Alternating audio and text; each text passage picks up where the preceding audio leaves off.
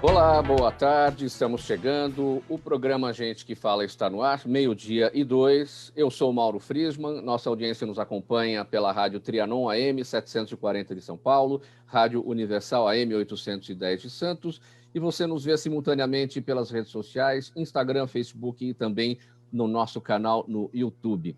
Aquele convite diário para você seguir a gente, curtir, compartilhar os nossos conteúdos, interagir com o programa. Vai o número do WhatsApp 973350038, mais uma vez, 973350038, e ao longo das suas interações nas redes sociais, sempre marcando a hashtag Programa Gente que Fala.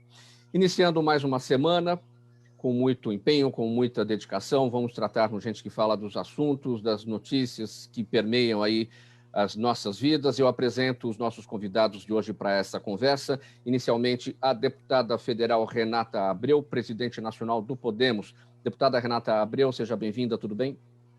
Tudo bem, Mauro, é uma alegria estar aqui com vocês novamente, junto com todos esses amigos, Mário Covas Neto, todo esse time de peso, Marco Antônio, uma alegria muito grande estar aqui novamente, viu?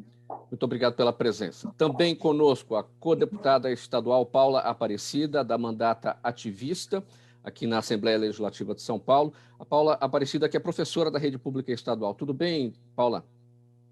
Tudo muito bem, pessoalmente, mas estamos em luto coletivo. Agradeço a importância da gente discutir essa situação de Covid para conseguir buscar uma saída para a nossa população desse processo de caos que a gente entra. Agradeço o convite. Muito obrigado pela presença. Também conosco Mário Covas Neto, advogado, ex-vereador paulistano, filiado ao Podemos também. Seja bem-vindo, Covas. Tudo bem?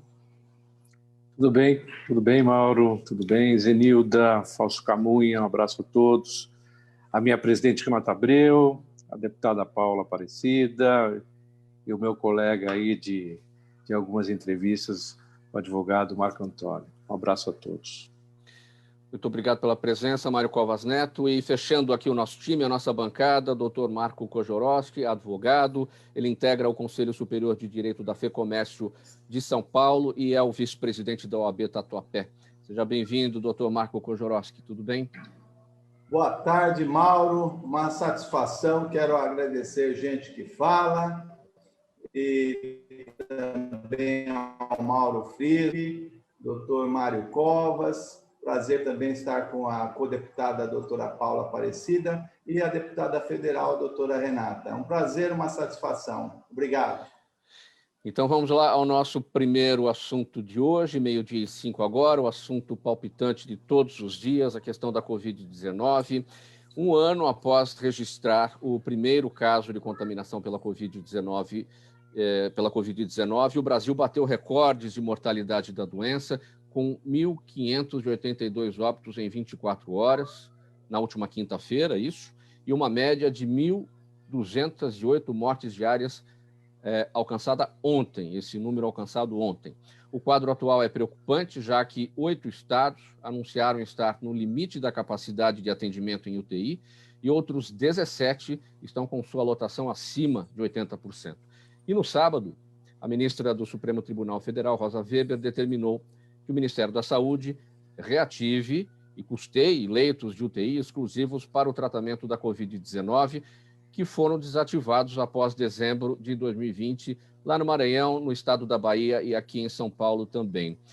Deputada Renata Abreu, eu começo com a senhora a respeito desse tema. Isso coincide, essa decisão da ministra Rosa Weber coincide com uma discussão que nós, no dia a dia, a população no dia a dia, se pergunta, e os hospitais de campanha que estavam aí montados e foram desmontados? Acho que essa decisão dela ganha relevância nesse momento, não? Qual a sua avaliação, deputada? Desativar aqui bastante, né? A gente teve uma falta de prevenção muito grande no país, que gerou uma segunda onda de pandemia muito forte no Brasil, muito acima de outros países. Os hospitais de campanha foram desativados e isso tem gerado transtornos absurdos. Os números referentes à quantidade de leitos de UTIs ocupados cada vez mais próximo de 100%. Estados entrando em colapso, muitos voltando ao lockdown, a economia não consegue mais sustentar isso, Então, é extremamente importante a decisão da ministra Rosa Weber com relação à questão da ampliação desses hospitais de campanha tão necessários para a manutenção da ordem da saúde pública e para evitar ainda mais casos de lockdown, como está acontecendo no Brasil, e que está prejudicando demais a nossa economia, mas que é necessário para conter isso, senão as pessoas sequer terão leitos de UTI para serem atendidos e as mortes vão espalhar ainda mais no país, né? Uma realidade triste e que, infelizmente, está tendo que ter uma ação do judiciário para conter essa onda incrível que tem acontecido no país. A sua visão também, a partir de alguém que teve a Covid-19, né? Eu li o seu relato, o seu artigo, a sua impressão naquele momento em que saía do isolamento social e aquele momento coincidia com falta de oxigênio em Manaus e tantas outras coisas que a gente anda acompanhando, deputado. Muito, é uma doença que vem devastando e agora, não sei se vocês têm acompanhado, tem atingido mais jovens. A gente não sabe ainda se é a variante, mas muitos jovens indo para a UTI, que foi diferente da primeira onda da pandemia, né? Então, aquela perspectiva que tinha, que ia atingir muito mais idosos, e como de fato começou, hoje a realidade é outra. E isso é ainda mais preocupante, porque aumenta a amplitude de pessoas que podem buscar uma UTI. E essa é a realidade. Eu estava conversando até com um amigo meu que atende nos hospitais públicos, médico, e ele tem se impressionado com a quantidade de jovens hoje que, infelizmente, estão na UTI. Então, é uma doença muito triste. Eu peguei, meu marido pegou, e o isolamento é extremamente necessário, e a detecção da doença no início para evitar a propagação, né? Isso eu acho que é o principal fator. Muitos municípios, inclusive, que investiram, né, na testagem da população, têm conseguido restringir o avanço da doença.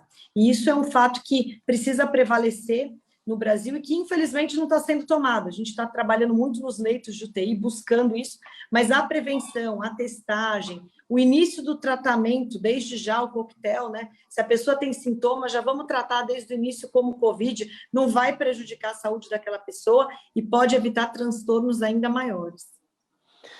Com a deputada Paula, o seu entendimento sobre esse momento da ministra Rosa Weber determinar que o Ministério da Saúde reative e custeie os leitos de UTI para a Covid-19, aqueles que foram desativados em São Paulo, Bahia e Maranhão. Eu acho que isso é o mínimo. Eu acho que o mínimo é a gente garantir que as pessoas não morram pelas ruas por falta de UTI. Acho que a partir desse estado do mínimo, e a gente pode pensar que política a gente faz para as pessoas e responde à vida, né, e que a maioria dos políticos que tem por aí, eles não são atendidos pelo SUS e não vão ser essas pessoas, nem as classes médias que em São Paulo vivem em Pinheiros, nos Jardins, nas Perdizes, né, a elite política, econômica e intelectual desse país não vão ser as pessoas que vão, né, morrer aí pelas ruas por falta de UTI. Então, o mínimo é isso. O pacto mínimo de civilização. Para além disso, a gente precisa discutir como o Estado tem dinheiro para manter as pessoas numa dignidade, né? Manter as pessoas em casa, garantir esse lockdown ou esse mínimo respeito aos protocolos de segurança, só é possível se a gente garantir dinheiro para essas pessoas conseguirem permanecer em casa, porque senão a questão de permanecer em casa fica um debate moral. E não é de moralidade que a gente está falando, a gente está falando de condições. Eu estou podendo trabalhar de casa. A gente garantiu uma equipe mínima do nosso mandato para ficar na Assembleia Legislativa, que é uma advogada que precisa estar lá e uma trabalhadora técnica que precisa usar a intranet da Lesp. Essa não é a condição da maioria das pessoas. E quando a gente tem um Estado que não garante estrutura para essas famílias, que gasta uma boa parte dos recursos com a amortização da dívida, pagamento de juros, dinheiro para banco, porque é disso que a gente está falando, né? Que a maior parte do dinheiro do Estado brasileiro vai para pagar a dívida pública. Na prática, essas famílias não podem fazer lockdown, e aí todo o discurso bolsonarista de não precisar, né, como meio que gente do Ministério da Saúde ligada ao Pazuello falou, tem orçamento demais de saúde, já tem dinheiro, não precisa investir em vacina. Todo esse discurso negacionista, ele cresce entre a população porque ele tem base e as pessoas terem que escolher ter um compromisso próprio com a saúde pública, com usar máscara, né? Com reduzir o contato social, com ficar em casa ou pagar as contas, né? Ou ter o mínimo de dignidade na sua vida. Então, acho que o que a gente precisa discutir é como o Estado brasileiro se responsabiliza pela vida das pessoas, em primeiro lugar sempre, e que o lucro das grandes elites, a preocupação do mercado, que é uma abstração que não existe na prática nessa vida das pessoas, vem em segundo plano. Como a gente pode aí resolver o problema das vidas e tirar das mãos do negacionismo bolsonarista milhões de pessoas que ainda permanecem nesse lugar. Mário Covas Neto, quero colocar um outro ingrediente aqui, porque o importante é que tenhamos o sistema de saúde com a capacidade de atender os doentes de Covid-19. A luta é essa, estamos falando disso, né? Que o poder público tem a capacidade de atendimento. E hoje pela manhã, o vice-presidente Hamilton Mourão, na chegada ao Palácio do Planalto, ele destacou, ele disse que a única saída para a pandemia de Covid-19 é vacinar toda a população e que todas as outras medidas são paliativas, mas acaba sendo óbvio, né? O problema é que não temos vacina, a gente não vê empenho do governo federal para que essa imunização da população avance da forma como nós gostaríamos que avançasse. Seu entendimento. É exatamente isso. Os exemplos do mundo são assim. Os países que conseguiram, de alguma forma, mobilizar a população e proporcionar a ela vacinas suficientes para imunizar grande parte, se não toda a população, estão perdendo terreno, aliás, estão ganhando terreno na prevenção e no combate ao vírus em relação àqueles países como o Brasil, que, infelizmente, por uma orientação federal absolutamente contraditória, que sempre desdenhou esse vírus como se fosse uma coisa de menor importância, fez com que algumas pessoas acreditassem nisso, até de boa fé, eu diria, e criasse toda essa confusão de orientação à população de modo geral, de que lado devia ser, de o que deve se fazer, o que de fato acontece. Durante muito tempo, se propagou de que o vírus era uma coisa sem importância, era um vírus como outros vírus que tem por aí, que, enfim, não causam, ou vão causar o mal como outros causaram, sem nenhuma importância maior. No entanto, está se cada vez provando que as coisas não são assim. E nem o vírus tem um viés eleitoral. Não é um vírus da China ou um vírus de não sei de onde. Nem isso está a serviço do governador A, ou B ou C. Na verdade, nós estamos tratando de saúde pública e saúde da população de modo geral. Me parece que o governo, e ainda até hoje, é um negócio inacreditável, até hoje briga contra isso. Agora, veja só, convence pessoas até de boa fé, como eu disse. Veja, aqui se fez hospitais de campanha e fez em outros lugares no Brasil, com a ideia de que você não tivesse que amanhã definir quem vivia e quem morria, porque no fim se trata disso. Se você não tiver leitos de UTI ou se você não tiver respiradores em número suficiente para as pessoas que precisam, você vai escolher quem vai usar o respirador ou não. E isso você está escolhendo entre quem vive e quem morre. Bom, os hospitais de campanha, o sentido dele era você ampliar a oferta de UTIs para você evitar esse problema. E assim foi feito. Ocorre que, aqui como em outros países também, nós tivemos mais de uma onda. A Covid começou muito forte, depois ela foi crescendo, depois ela foi decaindo. Nos lugares onde tinha hospitais de campanha, que nem sequer chegaram a ter a sua capacidade máxima de utilização, aliás, corretamente, porque se você quiser fazer alguma coisa, faz acima do que precisa, exatamente para você não evitar o colapso, não é? Começaram a desativar. Agora as coisas começaram, nessa segunda onda, a crescer, a quantidade de gente infectada, de gente que necessita de leitos. Então, portanto, é absolutamente razoável, mais do que razoável, necessário que se reativem os leitos dos hospitais de campanha. O problema vem a ser a custos, né? Quem é que vai financiar isso? Como o governo federal, na verdade, é o que detém a maior parcela da receita de todos os impostos que a população paga, e que também deveria gerir a política pública de saúde, a ministra acertadamente pede para que ele, governo federal, se encarregue dos custos da reativação dos hospitais. Eu acho que é uma medida absolutamente correta. Doutor Marco Kojorowski, é importante destacar aqui também que essa decisão da ministra Rosa Weber é em caráter liminar, né? Isso tem que passar pelo plenário, mas, de qualquer forma, o Executivo Federal tem que já cumprir essa medida. Seu olhar sobre esse tema. Bom, Mauro, ordem de juiz é para ser cumprida, né? E a ministra, de forma acertada, no meu ponto de vista, deu uma decisão para que a União assuma essas despesas. Eu ouvi atentamente a todos os meus colegas de bancada e realmente é perfeita a colocação de cada um. E eu entendo que é lamentável essa situação, mas a implantação das políticas públicas se faz necessária. E não é uma implantação para a pandemia. A gente não sabe quanto tempo ainda leva a pandemia, a gente já discutiu isso. Inicialmente, há um ano atrás, em março de 2020, nós entendíamos que a pandemia era até junho. Muitos marcavam viagens para o final do ano de 2020 e já viram que as fronteiras estão fechadas para o Brasil. Por quê? O Brasil não avançou com relação a medidas, a implantações de políticas públicas, especialmente ao auxílio a comerciantes, ao auxílio a empresários, porque até então nós estamos vendo, sim, a questão da pessoa física, mas nós temos que ver os pequenos e médios empresários e comerciantes que estão fechando as portas.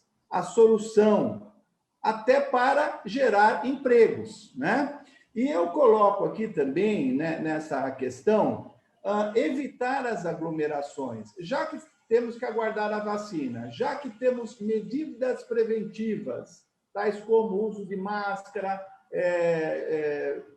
álcool gel. Então, nós temos também que evitar as aglomerações através de políticas públicas, através de medidas públicas, tipo, especialmente, o pancadão clandestino. Isso está em todas as cidades, em todas as grandes cidades. Isso tem que ser evitado através do governo, governos estaduais, municipais, e inclusive o governo federal.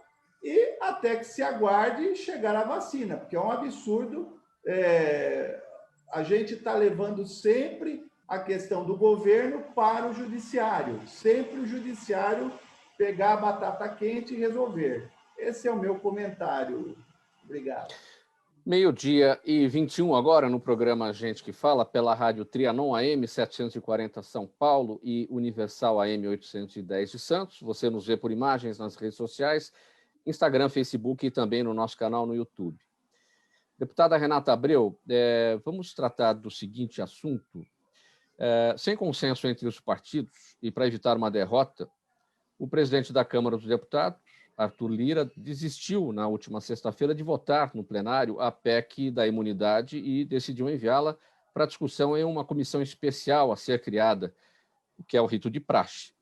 A proposta de emenda à Constituição cria novas regras para a imunidade parlamentar. Na prática, as mudanças vão dificultar a prisão de deputados e senadores em alguns casos. Muito bem. Agora, essa questão vai para essa comissão especial, que é o rito de praxe.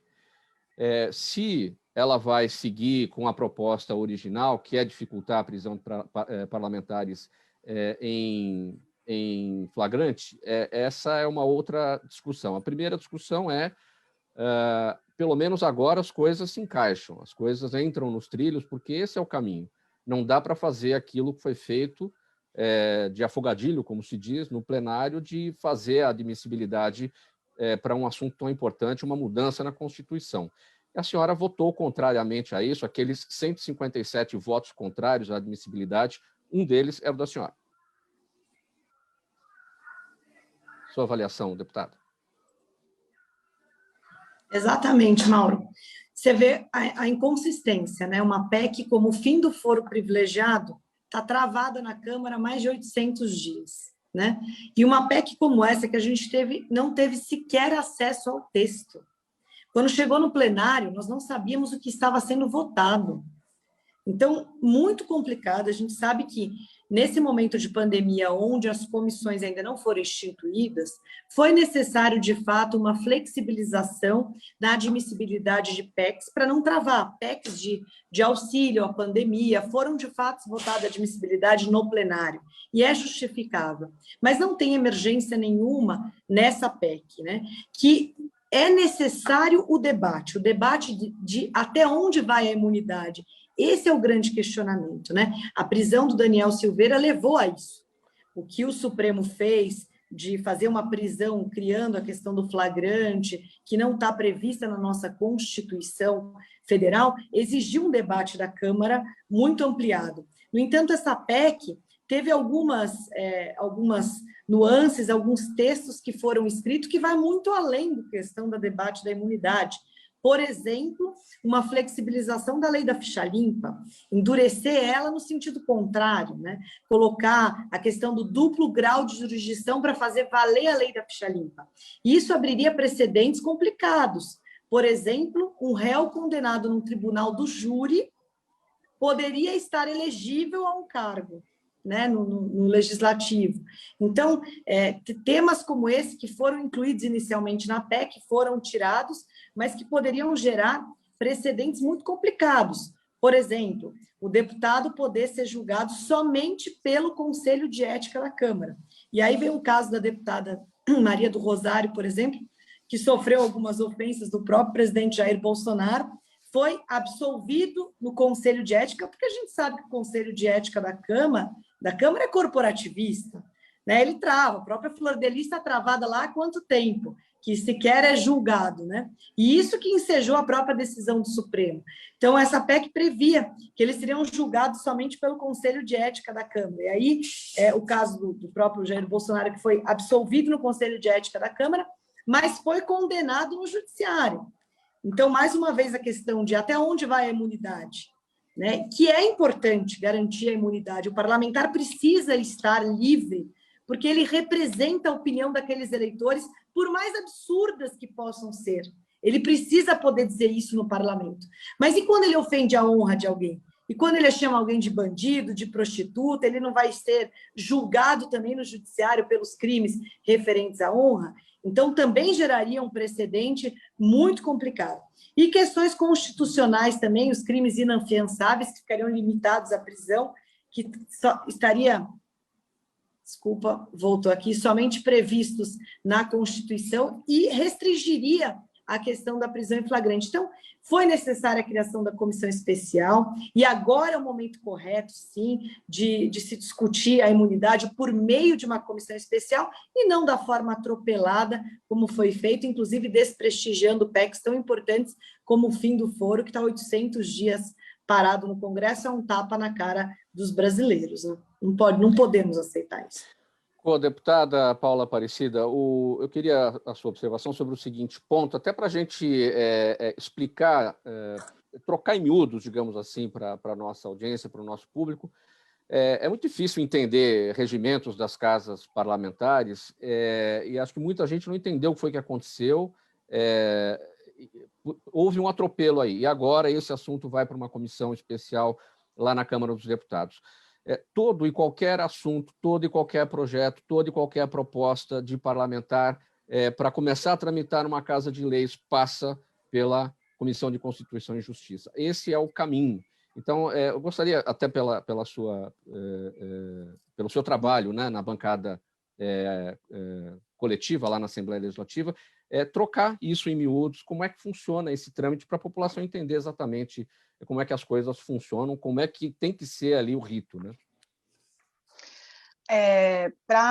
Eu vou precisar retomar só um elemento importante do que o Marcos falou, sobre a questão da Covid e do pancadão, assim. Eu sou professora, então a educação que eu acho que tem que ter é sempre a conscientização, da expansão de consciência, né?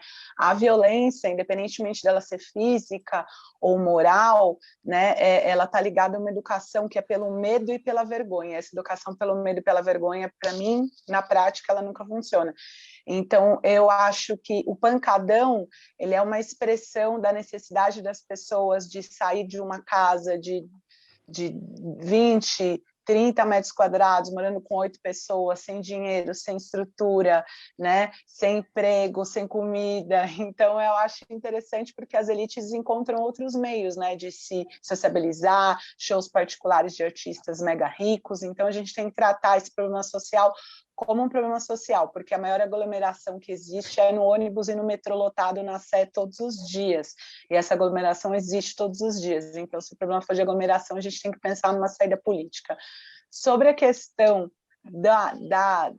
de como os projetos eles ocorrem, né, de como tem que passar pela Comissão de Constituição e Justiça, o que a gente percebe é que as comissões de Constituição e Justiça não avaliam se aquele projeto, na prática, ele é possível se realizar diante da legislação, mas elas são mais uma comissão política que determina, assim, se aquele projeto merece andar na casa ou merece levar o debate político. É normal na Lesp um deputado falar assim, não, a gente vai passar aqui esse projeto, porque se precisar o STF trava. E é interessante que os deputados reclamam que o STF, né, que o judiciário intervém no trabalho do legislativo, mas não fazem o trabalho do legislativo. Acaba sendo a consequência. Então, né? Exatamente. Então, eu acho que é um pouco uma piada, assim, como isso é tratado na Lesp. Eu acho que é tratado dessa mesma forma na Câmara, né? E pensar que a gente não consegue encaminhar isso na prática nas assembleias e mesmo na Lesp, né? De garantir que essa lei seja vista com essa prioridade, garantir que o trabalho dos deputados seja feito não pelos interesses de ganhar mais privilégio, não ser preso, etc. e tal, mas sim de a gente garantir que a Comissão de Constituição e Justiça funcione, porque não falta gente, cargo para contratar pessoas hábeis a avaliar se isso é constitucional ou não. Deputada Renata Abreu, só uma confirmação. A senhora pode seguir com a gente até o final do programa ou vai ter que sair 12h35, daqui 5 minutos? Se for esse o caso, eu vou lhe fazer mais uma pergunta para liberar a sua participação e aí eu sigo com os demais. Tomara que seja possível a senhora continuar até o final.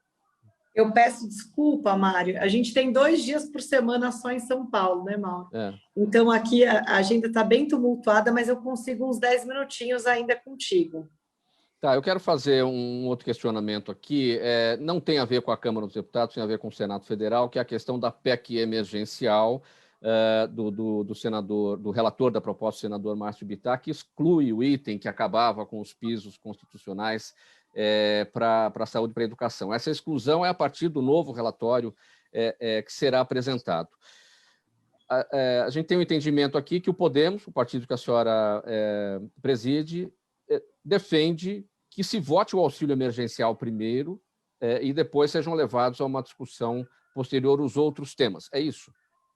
Sim, exatamente. Você pode discutir isso em 2 momentos, né? Inclusive, a gente tem uma reunião terça-feira com a bancada do Senado, porque essa PEC ainda está em âmbito do Senado. Então, a gente sempre aguarda o texto chegar na Câmara para que a gente possa estar debatendo, mas a gente vai ter uma reunião com as 2 bancadas para definir o nosso posicionamento final. No entanto, o auxílio emergencial é, de fato, uma necessidade muito justa, mas que precisa estar alinhado com os orçamentos públicos, né? Hoje você tem obrigatoriedade de 15% na saúde nos municípios, 25% na educação, e não teve consenso nesse ponto, e aí trava, a oposição conseguiu travar, conseguiu criar a necessidade de se discutir isso, mas a gente entende que poderia se fazer em 2 momentos e avançar uma situação muito importante para o país, que é a criação do auxílio emergencial, obviamente, mantendo os gastos do governo estabilizados e fazendo um aprofundamento de onde sairá todo esse recurso, né?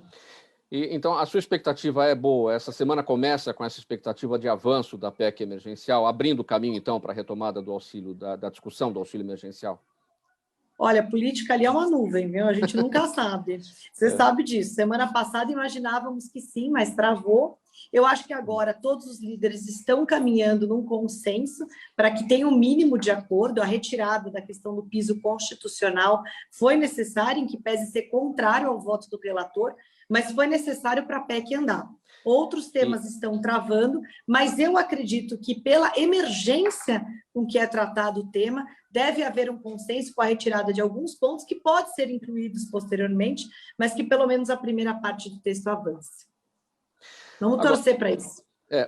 Nos últimos dias, o presidente Bolsonaro disse que daqui para frente o governador de estado que fechar a economia deve bancar o auxílio emergencial. Como é que uma declaração como essa bate entre vocês parlamentares, sejam deputados ou senadores, nessas discussões em que é preciso avançar na discussão do auxílio emergencial? As pessoas estão precisando deste dinheiro. Estão precisando, e a questão da economia, você tratar todos da mesma forma, eu acho até irresponsável, porque a realidade de cada município é diferenciada. Houve até um grande questionamento aqui em São Paulo, quando foi feito o fechamento igual para todos, e tinha cidades que não tinha sequer um caso, cidades pequenas que não tinha sequer um caso de Covid no município. E aí começou um fechamento muito antes do tempo, o que de fato prejudicou enormemente a economia de municípios que sequer conseguem se manter. Então, nós não podemos tratar todos da mesma forma, precisamos entender que cada município, cada estado tem a sua realidade e que precisa ser tratado de forma diferente. O auxílio emergencial, ele atende individualmente cada um que precisa, né? Mas a necessidade de cada estado, em termos de abertura ou fechamento do comércio, precisa ser considerada conforme os índices de ocupação dos leitos de UTI e a necessidade, porque, de fato, há um prejuízo econômico muito grande e muitos municípios não têm como se manter. Então, eu acho que, assim, ponderar da forma como ele ponderou é muito preocupante e não é assim que se faz a boa política, principalmente quando a gente está levando em consideração a vida e a sobrevivência de muitas famílias que precisam daquele auxílio, independente da posição dos seus governos estaduais e municipais. Deputada Renata Abreu, agora então eu vou liberá-la para que a senhora possa cumprir aí o seu compromisso, a sua despedida, a sua palavra final para o público do programa Gente que Fala e o agradecimento pela sua participação, pela gentileza. Mauro, eu só tenho que parabenizar vocês, a todos os telespectadores, os ouvintes do programa Gente que Fala, agradecer aqui a Paula, nossa co-deputada, o Mário Covas, nosso vereador querido. Vocês representam muito abrindo esse espaço de diálogo, de esclarecimento para a população com os parlamentares, porque nem sempre o que a gente ouve ou o que a gente vê é o que de fato acontece no parlamento. Então, eu só tenho que parabenizar, colocar aqui à disposição. Da próxima vez, eu vou ficar até o final aqui, pode ter certeza, podendo contar um pouquinho e dar a nossa opinião sobre tudo que está acontecendo no Brasil. No mais, só parabenizo e quero colocar aqui toda a disposição e carinho para esse programa maravilhoso. Parabéns, viu, Mauro? Desculpa a minha saída, viu? Compromissos são compromissos, não tem problema. O agradecimento, então, deputada Renata Abreu. Tem um abraço aqui chegando para a senhora, do Anderson Catoso. Ele diz que a senhora é o orgulho do partido, também mandando um abraço aqui para o Mário Covas Neto, diz também o orgulho do partido, a senhora que é presidente nacional do Podemos, e o Mário Covas Neto, ex-vereador paulistano, que também pertence aos quadros do Podemos. Obrigado pela presença e até uma próxima oportunidade. Um grande abraço a todos. 12h36, eu preciso fazer um intervalo agora aqui no programa Gente que Fala. Em 30 segundinhos a gente está de volta. O Neildo Neres vai trazer esse intervalo para a gente. Até já. Vai lá, Neildo.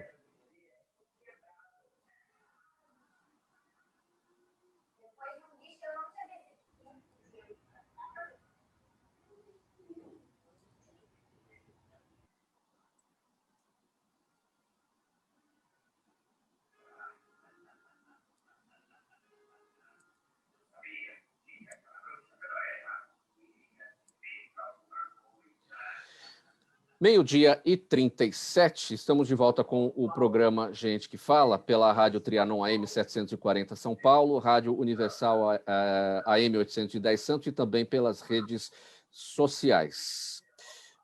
Vereador Mário Covas Neto, governadores de diversos estados pediram ao ministro Eduardo Pazuello uma medida única para o país frear o avanço da Covid-19. Foi uma resposta, porém... houve uma resposta, porém, negativa do ministro. E, com isso, cada região tenta adotar suas próprias regras e fiscalizar conforme os seus critérios. A Grande São Paulo, incluindo a capital, entra hoje na fase laranja da quarentena, que veta o funcionamento de bares e permite que restaurantes operem só até às 20 horas, até às 8 horas da noite. Mário Covas Neto, desde o começo, o presidente Bolsonaro reclamava que o Supremo Tribunal Federal tinha dado autonomia, poderes aos prefeitos e aos governadores na tomada de medidas de enfrentamento contra a Covid-19. E agora que os governadores de diversos estados pedem ao ministro Pazuello uma medida única para o país frear o avanço da Covid-19, ele não aceita. Há um contrassenso aí, não? O contrassenso vamos dizer, sinônimo de governo Bolsonaro, né? Porque desde o primeiro momento ele faz isso. Quer dizer, ele coloca responsável pela política da comunidade negra alguém que é preconceituoso. Enfim, ele tem umas coisas absolutamente malucas, a ponto de ele não tem um ministro da Saúde. Na verdade, o ministro da Saúde é ele. Quer dizer, enquanto o ministro da Saúde, de alguma forma, contradiz o pensamento do presidente, ele simplesmente, no dia seguinte, ele desautoriza o ministro e se o ministro quiser continuar, que abaixe a cabeça e aceite essas regras.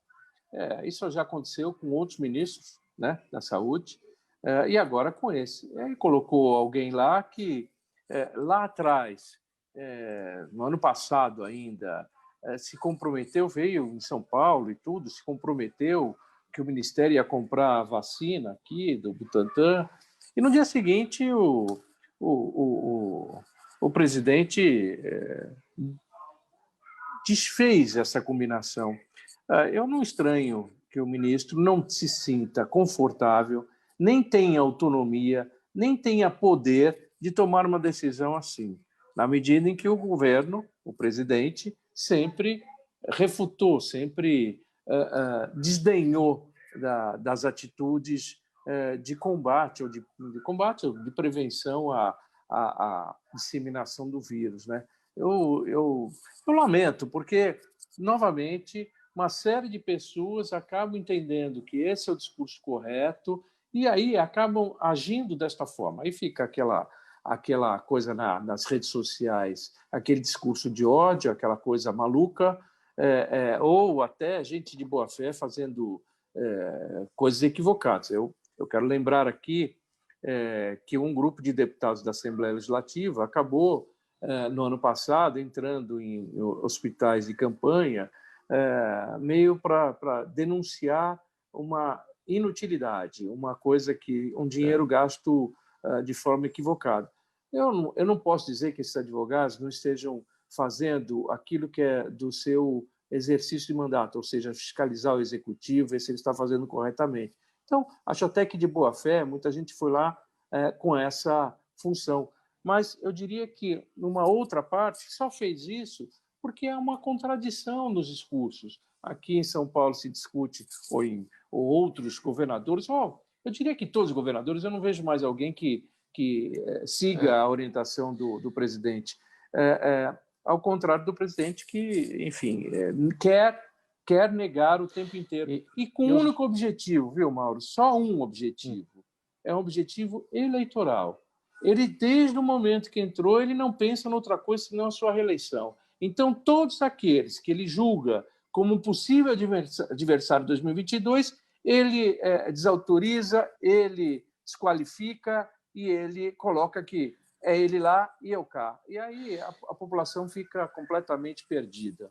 E os mesmos que criticaram, vereador Covas, os hospitais de campanha naquela ocasião são os que pedem a volta deles agora, né?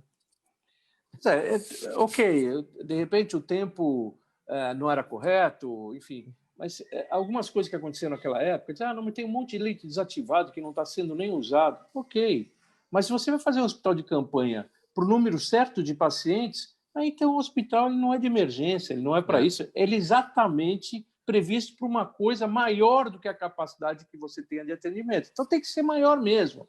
Aliás, à época, o hospital de campanha aqui, a remuneração do terceirizado, que só era em função dos leitos ocupados, não era dos leitos não ocupados. Então, nem esse gasto nem essa reclamação era razoável. Mas, enfim... Ainda bem que os hospitais de campanha naquela época não ficaram lotados, o que significa que houve capacidade de atendimento daqueles que precisaram dos hospitais tradicionais, e ali não houve leitos, e tiveram que ser atendidos nos hospitais de campanha. Veja, nós já tivemos um pico lá atrás, quando eles foram ativados, lá no início. Esse pico depois veio caindo, e agora nós estamos num pico igual ou até superior ao que estava lá atrás. Ou seja, se fazia sentido o hospital de campanha naquela época, evidentemente que faz agora novamente. Agora também. Seguindo com mais um tema, faltando 17 minutos para 1, com a deputada Paula Aparecida, olha, na última sexta-feira, os professores da Rede Pública Estadual de São Paulo fizeram uma caminhada contra a volta às aulas presenciais e pela vacinação dos profissionais da educação contra a Covid-19. A POESP, sindicato da categoria, acusa a Secretaria de Educação de subnotificar os dados sobre o coronavírus no ambiente escolar e diz que já recebeu denúncias de mais de 1.070 casos de Covid-19 em 570 escolas estaduais, com pelo menos 17 óbitos. É isso mesmo? Você tem outros números a respeito do que a gente está tratando aqui? Essa acusação da POESP de que a Secretaria da Educação está subnotificando esses dados? Seu microfone, co-deputada, está fechado. Quero dizer que esse é meu tema do coração, né? Eu costumo dizer que eu não sou professora, sou operária da educação na escola-prisão de regime semiaberto para os filhos da classe trabalhadora e povo pobre, porque educação se faz com construção coletiva, com escuta, né, com valorização real dos trabalhadores da educação, que são as professoras, que são mulheres, e o que o governo Dória faz na educação do Estado de São Paulo, aliás, o que o PSDB fez nos últimos 25 anos, é a política da barbárie, é as elites que têm seus filhos nas escolas particulares caríssimas, que são 2, 3, 4, 5 vezes maiores as mensalidades que o meu salário, elas que decidem como a escola tem que funcionar, com os especialistas de educação de Harvard, que não pisam na escola pública e querem dominar, controlar e impedir, e não escutam os profissionais da educação que estão todos os dias lá com aquelas crianças. E as escolas dos filhos deles, os professores, obviamente, porque a educação se faz assim, com escuta, e nós somos profissionais, né, temos formação para isso, entendemos o que a escola pública precisa. Mas é muito interessante para mim, a gente vai fazer um projeto de lei que político para votar ou determinar qualquer coisa sobre a escola pública deveria ter seus filhos nessa escola pública. Né? Porque, para mim, isso é a amostra do absurdo. Bolsonaro e Dória se unificam no negacionismo, numa política genocida, quando não escutam a realidade do que está acontecendo. Existe um nível de assédio moral brutal de diretor me ligar falando tem 15 casos, não confirmados todos, mas de Covid, misturando suspeita aqui, eu não posso fechar a escola porque eu sou diretor designado. Se eu fechar a escola, sou demitido. Existe um assédio moral de usar o estatuto lá construído em 68, no auge da ditadura militar, para dizer que funcionário público não pode se pronunciar. E professor ter medo e receber esse tipo de assédio da gestão das escolas, da diretoria de ensino, sobre não poder se pronunciar, se não pode ser punido. Então, bárbaro o que está acontecendo. Escola sem funcionário da limpeza, escola sem um material básico de água com álcool gel vencido, sem água, A minha escola tiveram 2 casos de funcionários e não queriam avisar aos pais e à comunidade, eu tive que intervir diretamente. É disso que a gente está falando, uma política na prática genocida, que quer abrir as escolas sem estrutura básica para isso. Não existe plano de escola por escola, não existe. O Bandeirantes abriu a escola, contratando o Colégio das Elites paulistana, contratando especialistas sanitários do Sírio-Libanês para avaliar o prédio, para avaliar a estrutura. Não existe plano por escola. Os diretores estão fazendo um plano, um arremedo de plano, que hoje, na prática, a gente vai ver o resultado das mortes, e eu estou falando com esse nível de tensão, porque não é o povo que as elites falam para fora. Eu tenho nome e sobrenome, eu conheço as pessoas que podem morrer. Eu estou abrindo esse compromisso de ir atrás até o final. Hoje a gente está fazendo uma denúncia no Ministério Público, vai sair matéria no jornal sobre alguns casos, porque os que estão vindo hoje para mim são casos de pessoas que estão com medo de dizer. E, por último, o Dória fez um comunicado impedindo parlamentares de ir para as escolas, que para investigar a escola precisa marcar com antecedência com a diretoria de ensino para poder entrar e ver o que está acontecendo. Então, o que está acontecendo no estado de São Paulo e a política do governo Dória, ela, na prática, se unifica ao genocídio nacional que o Bolsonaro está fazendo, e eu estou muito revoltada. Peço desculpas, mas estou revoltada. Isso interfere no trabalho do deputado estadual, que, além de trabalhar pela elaboração de leis, tem a missão, tem a função e a obrigação de fiscalizar os atos do executivo, inclusive de visitar as escolas para verificar qual é a situação. Uma outra pergunta, com a deputada: qual é a proposta da bancada coletiva ou da mandata ativista, né, como se denomina, na Assembleia Legislativa, para quando for o momento de retomada das aulas com segurança, de recuperar o tempo perdido pelos alunos? Todos foram aprovados do ano passado para cá, mas com conteúdo bastante comprometido. Como é que vai ser feita essa correção de rumo pela proposta da mandata ativista de vocês? Sim, eu quero dizer também de onde eu falo. O meu irmão, que tem 15 anos, ele é um aluno da rede pública estadual. E eu acho isso importante quando a gente pensa política pública. Eu sou uma profissional da educação pública, me formei para isso, mas além de... E tem os cursos que eu faço para seguir nessa profissão, mas além disso eu estou ligada com a comunidade na prática da escola e também com a minha família. É importante garantir acesso. Nesse momento fundamental, acesso, e não é acesso à instrução, é acesso a essas crianças e adolescentes, né? A gente, no ano passado, fez um projeto, que é o projeto que se chamava Cancelamento do Ano Letivo, que pedia algumas coisas. A primeira é garantia de tablet ou celular para todos os educadores e estudantes. Aí o governo fala que vai garantir para a parte mais pobre, para a parte que entra no CadÚnico, como gente miserável, por exemplo, que precisa de dinheiro para comer. Quem não precisa de dinheiro para comer, tem dinheiro para comprar um celular? Não tem dinheiro. Precisa garantir para essas crianças. Por quê? Porque você conversa com essas crianças, esses adolescentes, sabe como eles estão psicologicamente, a taxa de suicídio, de abuso sexual, abuso físico. A gente precisa ter contato, garantir de ter cada criança e adolescente, né, a partir da... A gente está falando da rede pública estadual, então a maioria das crianças tem a partir de 11 anos, né? 90% da rede é de 11 para cima, porque as crianças menores são da esfera municipal, basicamente. Garantir também que esses professores, ao invés de estarem preocupados em preencher várias planilhas, porque o nível de burocracia, de controle do que os professores fazem, se eles estão trabalhando, é gigante.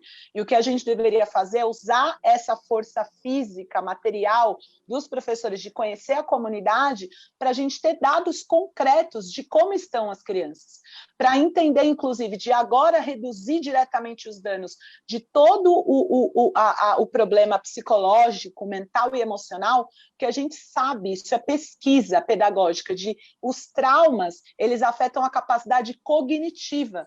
Então, na prática, independentemente das crianças terem perdido ou não um conteúdo, se a gente não resolve esse problema psicológico, essas crianças não vão conseguir, independentemente da organização, do planejamento do conteúdo. Tá certo. Então, ter esse contato com a comunidade, a gente fez esse projeto de lei de também garantir o pagamento, né, das terceirizadas da limpeza e da merenda que foram demitidas pelo governo, e eu sei que existe uma necessidade de olhar o orçamento desde o ponto de vista dos números, e é por isso que eu questiono por que a gente dá dinheiro para os bancos e não para as pessoas.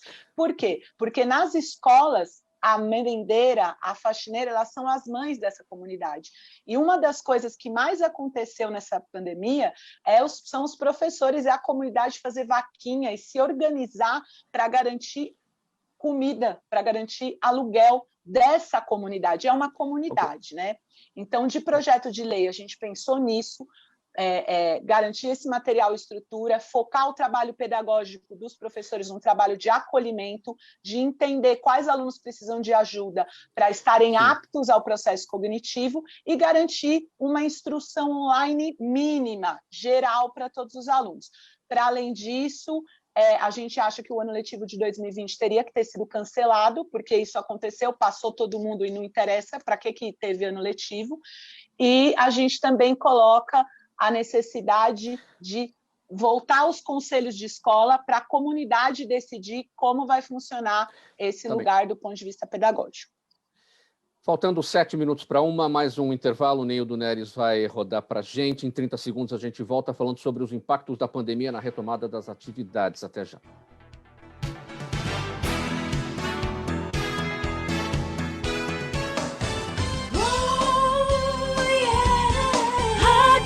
Trianon AM 740. Está precisando de certificado digital? A SP Certificados é especializada para atender micros e grandes empresas de forma simples, rápida e descomplicada, com preços a partir de R$ 149. Localizada por toda a Grande São Paulo para estar junto de você, com o certificado digital ideal para sua necessidade. Entre em contato conosco, telefone 11 3854 1144 ou acesse nosso site spcertificados.com.br. Rádio Trianon. Trianon, um marco da Avenida Paulista. Rádio Trianon AM 740, a rádio da Avenida Paulista. Faltando 6 minutos para seguindo com essa edição do programa Gente que Fala, Rádio Trianon AM 740 São Paulo, Universal AM 810 Santos e também nas redes sociais. Doutor Marco Kojorowski, você ficou espremidinho aqui no final. Eu vou ajudar aqui a te espremer. Eu não vou nem ler o tópico inteiro, nós vamos falar sobre o seguinte, vou dar uma reduzida aqui, os impactos da pandemia na retomada das atividades. Como é que a gente vai fazer essa retomada sem a velocidade de vacinação, de imunização que a gente quer? A gente tratou já instantes atrás no programa, o vice-presidente Mourão falou hoje de manhã, na chegada ao Palácio Planalto, que é a vacinação que vai resolver, que o resto é paliativo. Quer dizer, paliativo não deve ser, né? É necessário o que está sendo feito, distanciamento social, e máscara, e álcool gel, e lavar bem as mãos, porque não temos vacina e porque tudo isso faz parte do processo de prevenção da doença. Então, vamos lá. Como é que a gente deve fazer? Você encontra um caminho? Bom, essa receita do bolo tem que ser criada, né? Então, eu entendo... e já ouvi isso de grandes personalidades, que temos que ter um comitê de crise. E esse comitê de crise, ele tem que ser multiministerial. Então, eu vejo que o ministro, às vezes, não tem a capacidade de discernimento de um todo. E aí precisa colocar todos os ministérios ou todas as secretarias envolvidas, da ciência, principalmente, da medicina, da economia, envolver outras entes e órgãos especiais que cuidam desse assunto. Então, eu acho que esse é o melhor mecanismo da gente impactar de forma positiva na retomada das atividades empresariais, enfim, todas as retomadas possíveis. Porque, como eu falei, nós não temos uma política pública para incentivo às empresas, pequenas empresas, a comércios que estão fechando, né? E eu entendo que é necessário, neste momento, até por conta da gente não saber qual é o tempo para finalizar a pandemia de fato e qual é o tempo da retomada. Alguns setores podem retomar através de medidas eletrônicas, de vendas no mundo eletrônico, de atividades que possam exercer sem precisar abrir as portas. Outras não. Então, a gente tem que ter essa sintonia e não existe outra forma senão envolver as várias áreas que precisam ser envolvidas e fazer um comitê de crise. Eu acho que esse é o momento que ainda a gente volta a dizer, não sabemos quando vai ser o fim da pandemia e não sabemos como vai ser o início dessas retomadas no mundo comercial, empresarial, industrial, que necessitam voltar essas pessoas trabalhando e assim por diante. Doutor Marco, seu áudio está comprometido, está travando. A gente já está indo para o final do programa. Eu vou pedir bastante brevidade para responder aqui 3 perguntinhas de ouvintes. 30 segundos cada uma aqui. Paula, o seu Jaime do Jardim Bonfilholi pergunta a sua posição, muito breve, para o deputado, por causa do nosso tempo. A sua posição sobre o caso do deputado Fernando Cury, que está sendo acusado de assédio à deputada Isa Pena na Assembleia Legislativa. Bem brevemente, por favor. Fernando Cury é a expressão pública do machismo instalado nos espaços de poder, que os homens ricos, elites, fazem o que querem com as mulheres, né? Utilizam seus corpos e acham que podem fazer isso em frente às câmeras. O Fernando Cury é um caso emblemático.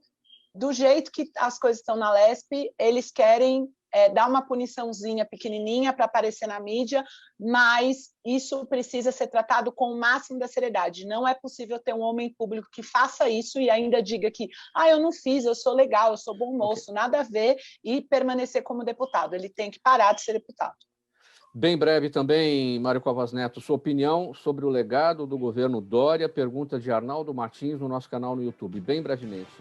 Desculpe, legado do governo? Dória. Eu acho que ele ainda está no curso do mandato dele. Tem mais 2 anos aí de mandato, 1 ano e meio. Acho que tem muita coisa que pode acontecer. Eu acho que ele fez uma aposta, assim como o Bolsonaro fez uma aposta negando a Covid, o governo Dória tem apostado muito de que a solução, até para o seu prestígio de natureza política, é o enfrentamento da Covid, dando-nos todos os insumos para se resolver. Agora, eu confesso que, apesar de ser político, e político tem esse hábito de fazer projetos ou ver o cenário futuro, é muito difícil você pensar em 2022 no meio de uma pandemia. Depende muito do que vai acontecer daqui para frente. Doutor Kojorowski, a sua pergunta de ouvinte ficou comprometida por conta do tempo aqui. Sua despedida em 5 segundos. Doutor Kojorowski. Muito obrigado, gente que fala. Mauro, muito obrigado a todos os presentes. Uma boa semana. Um abraço. Com a deputada Paula Aparecida, 5 segundos para a sua despedida. Eu agradeço esse debate e espero a gente fazer mais e agradeço esse espaço para ouvir a realidade da escola pública. Isso é muito importante para a educação. Muito obrigado. Mário Covas Neto, 5 segundos. Obrigado, Mauro. Obrigado, Zenilda. Obrigado, Fausto Camunha, por terem essa oportunidade. A deputada Paula Aparecida, ao meu colega Marco Jorowski. Um abraço a todos e obrigado aos ouvintes.